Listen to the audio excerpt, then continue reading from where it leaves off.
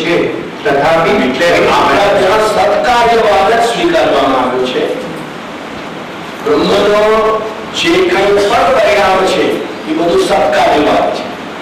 સત્કાર્ય એટલે કે જે બ્રહ્મરૂપ જ કાર્યની ઉત્પત્તિ થઈ છે એટલે એને સત્કાર્યવાદ કહેવાય છે. અસત્યથી એટલે જે મિથ્યાપણું કે માયિકપણું ગણવામાં આવે છે ને જેમ એ પ્રમાણે એમાં નથી. એટલા માટે એને સત્કાર્યવાદ. એટલે વિવાદવાદ કે માયાવાદનો વિરોધી શબ્દ એનોટિમ જે છે એ સત્કાર્યવાદ છે. જેમ સિનોનિમ અને એનોટિમ હોય ને એટલે એનો વિરોધી જે શબ્દ છે એ સત્કાર્યવાદ છે. માયાવાદ કે વિવાદવાદ અથવા માયાવાદ એક ભાગ એટલે વિવાદવાદ કે માયાવાદનો ઓપોઝિટ જે છે એ સત્કાર્યવાદ છે.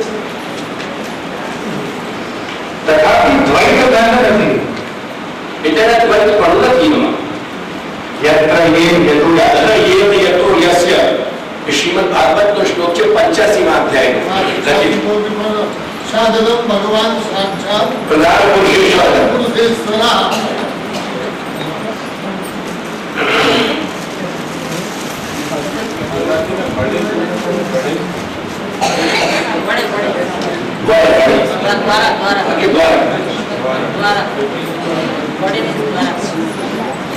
શ્રીમદ ભાગવત શ્લોકોક્ત પ્રકાર વડે જ્યાં જે વડે જે થકી જેનું એમાં જે યત્ર યેન યતો યસ્મય એ બધા જે પદ છે ને એ યત્ર યેન યતો યસ્મય પદના અર્થ અહીંયા ગુજરાતી મેમને બતાવ્યા છે કે જ્યાં જે વડે જે થકી જેનું જેના વાસ્તે જે પ્રકારે જે સમય થાય છે તે સર્વ પ્રધાન પુરુષેશ્વર બ્રહ્મ છે.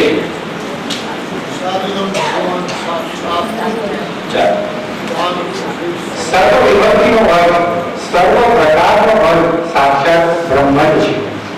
વ્યાકરણમાં જે અંગ્રેજીમાં જેને આપણે ગ્રામર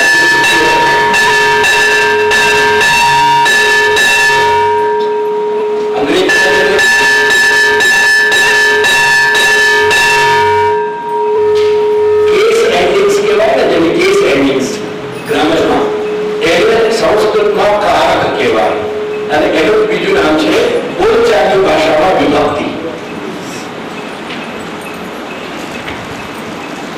એટલે કર્તા કર્મ करण संप्रदान अपादान संबंध और आधार अधिकरण ये जो 6 विभक्ति है 6 कारक है. विभक्ति 7 है और कारक 6.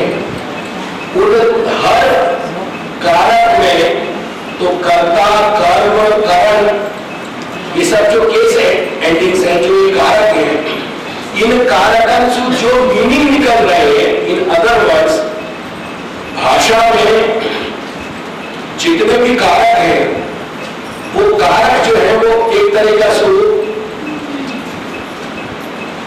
जैसे व्हील हो और व्हील को एक्सल पे घूमने वाला व्हील जो है और जो व्हील के बीच में जो वाके फोक्स जो लगे हुए डंडा लगे हुए वाके तो सारे के सारे कारक क्रिया के चारों तरफ घूमे. ख्याल है? तो क्रिया और कारक इन दोनों से जो भी अर्थ निकल रहे हैं वो संपूर्ण भाषा का अर्थ भी ब्रह्म रूप है वहां का मीनिंग भी ब्रह्म है. ये याद रखने के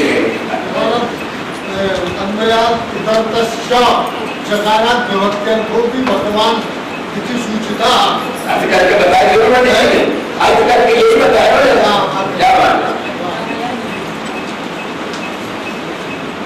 कहने बताया ये है कि भाषा के जितने भी प्रधान अवयव हैं भाषा के प्रधान जो कॉम्पोनेंट्स है જે કોમ્પોનેન્ટ્સ થી ભાષાનો ટોટલ સ્ટ્રક્ચર તૈયાર થાય એટલે ભાષાના બેસિક કોમ્પોનેન્ટ્સ તો મીનિંગ જ્યારે નિકાળવા જઈશું એ પણ ભગવાન કે બ્રહ્મ જ થશે.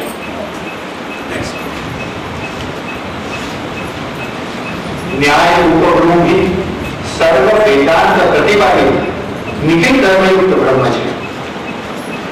બ્રહ્મ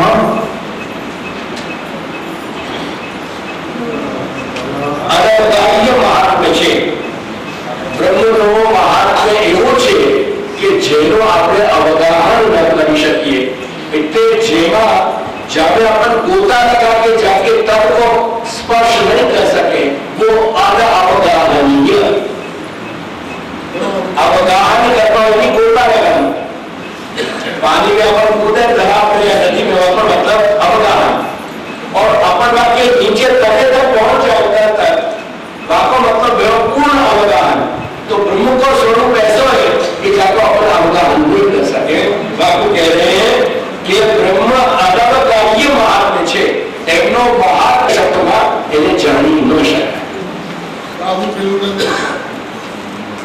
સર્વપણ સમર્થ છે એવો બ્રહ્મનું મહાત્મ્ય જ્ઞાન થયા પછી તે સ્વરૂપ વિશે સુદૃઢ સર્વોપધિક સ્નેહ ભક્તિ પ્રાપ્ત થાય છે અને તે વડે ये बात को गंभीरता से अपन समझेंगे ना तो अपन को अपने माथे विराजते ठाकुर जी को महात्म्य ख्याल आए. ये प्रयोजन अपने सब वही है.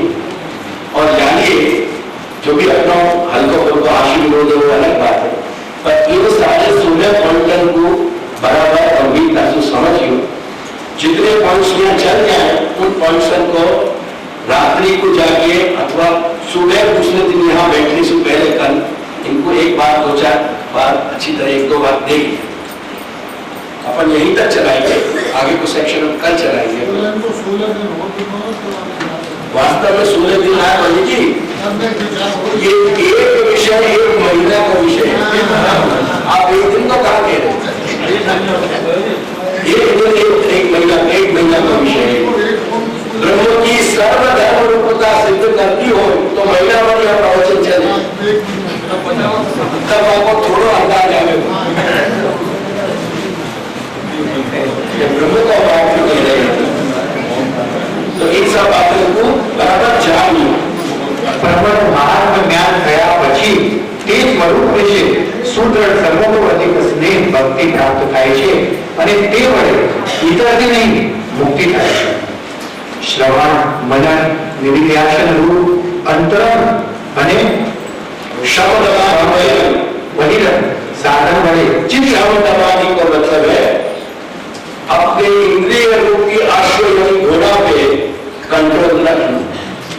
श्री महाप्रभु ने कि जितना संभव हो सके इंद्रिय रूप की जो अपने अश्व है उनका निग्रह करना चाहिए जितना हो बन सके. यानी श्रवण मनन निधिध्यासन श्रवण मनन चिंतन और कथन इत्यादि करते हुए अपने अंतर मन को अंतःकरण को शोधन करना चाहिए जो अंदर की इंद्रिय है. और जो इंद्रिय अश्व विनिग्रह है यानी अपना बाहर अपनी इंद्रिय पे जो डिसिप्लिन है बाकी द्वारा अपने शारीरिक अपनी इंद्रिय को वश में रखना चाहिए. और इन दोनों से ही अपन भगवान की शरणागति और भक्ति के यथा अधिकार मार्ग पे चलेंगे तो निरंतर आगे कहीं ना कहीं बढ़ते ही रहेंगे. ठीक है नहीं पता. अब ये पूरे एक विषय को देख लीजिए.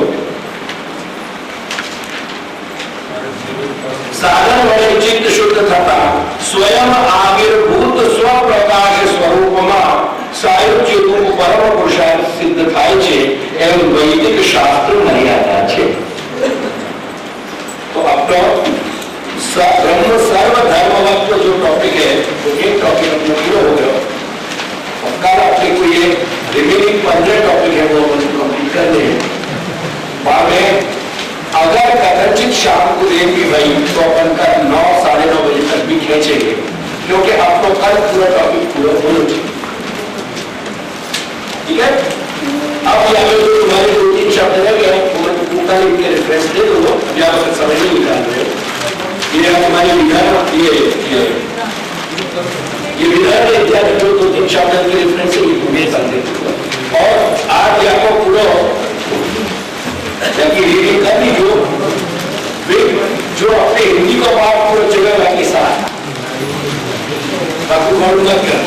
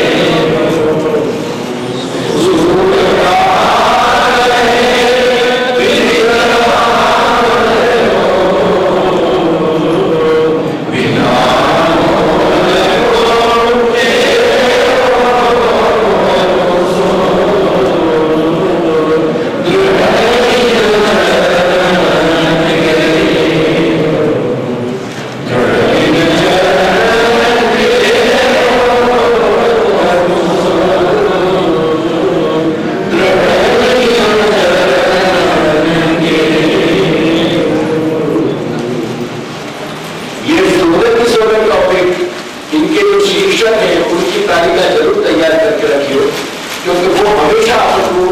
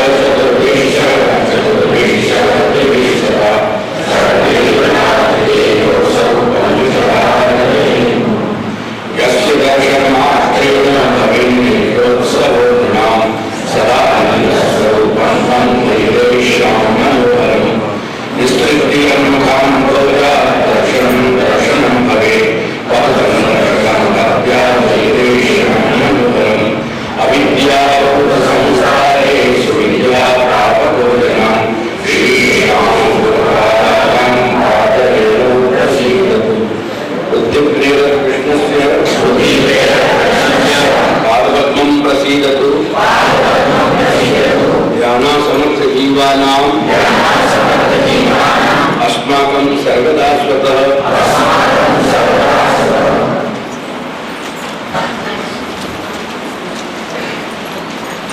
वो हमारा वैभव कह रहा था कि आपका गला बैठ गया है।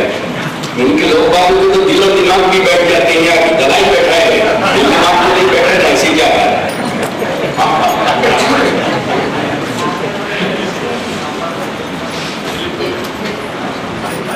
प्राइवेट लेवल में लेडीज फर्स्ट पर किसी कैंडिडेट चलिए बोलिए केवल अद्वैत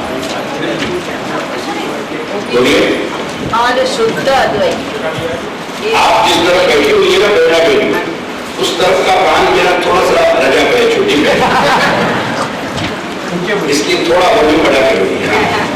अब बोलिए केवल अद्वैत और शुद्ध अद्वैत ये दोनों તમને ખ્યાલ હોય અને તમે થોડું ધ્યાન આપ્યું હોય તો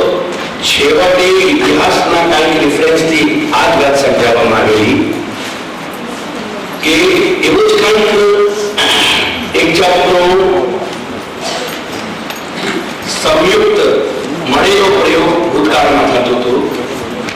એટલે કેટલાક એવા સ્થળો છે કે જ્યાં કેવલાદ્વૈતને પણ શુદ્ધાદ્વૈતની સંજ્ઞા આપવામાં આવી. આપણું ગામનું જે વાંચન હતું પ્રસ્તાવનાનું, એમાં કદાચ વિવેકાને શુદ્ધાદ્વૈત પદનો પ્રયોગ શ્રી શંકરાચાર્યના કેવલાદ્વૈત માટે પણ થયેલો છે ભૂતકાળમાં. પરંતુ કેવલાદ્વૈત શંકરાચાર્ય હા એના બિલકુલ રામાનુજાચાર્ય વિશિષ્ટાદ્વૈત એ તમે મારા મુંબઈના ચાર્ટમાં જોશો તો લખેલું છે.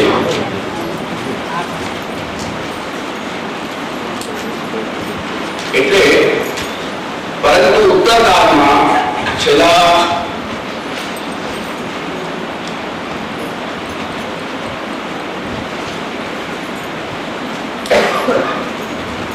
લગભગ 300 વર્ષથી જે વિભાજન છે એ વિભાજન ડિમાર્કેશન ઓલમોસ્ટ ચાલી રહ્યું છે. અને કેવલાદ્વૈતનો મતલબ છે શ્રી શંકરાચાર્યનું માયાવાદ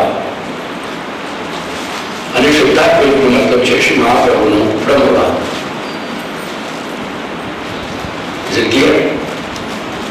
બોલીએ.